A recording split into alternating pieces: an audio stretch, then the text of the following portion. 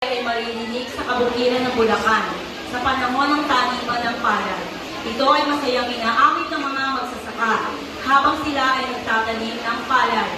Ang paghagok ay isang paraan ng pag-awit na ginagamit upang magbigay ng kakaibang daloy ng ritmo sa isang awitin.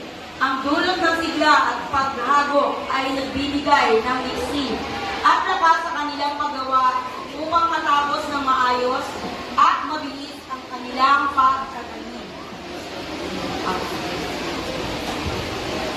Ang awit na ito sa puso ko ay nagpapahayag ng panunuyo at pagsinta ng isang binata upang may parating ang kanyang wagas na pag-ibig sa kanyang dalagang nililiyag.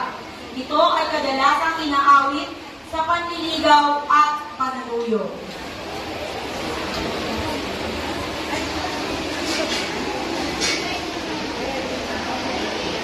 Okay, dinala sa iba't ibang lugar para sa mga pabor na itinibigay sa mga walang anak na mag-asawa na desperadong naghahangad ng anak pagkatapos ng maraming taon ng paghihintay. Ang kapistahan ng St. Clair, St. Pascual, Bailon at Mahal na Birhen de Salambao na ipinagdiriwang tuwing buwan ng Mayo ay palaging nakakaakit sa maraming deboto. Ang pagsasagawa ng sayaw sa ubaddo sa harap ng altar ay paniniwalang magbibigay ng mga walang anak na mag-asawa. At ngayon, palakpakan na po natin ang ating mga mag-aaral mula sa ikaapat na baita.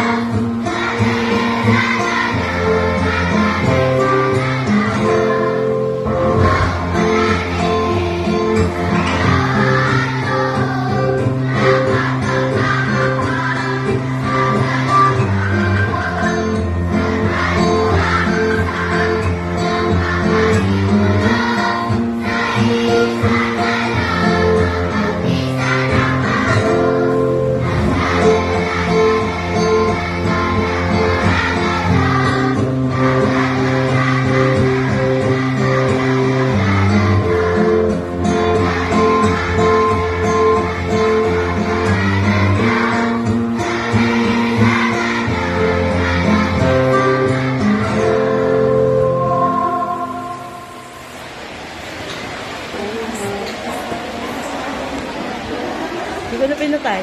Hindi na rin.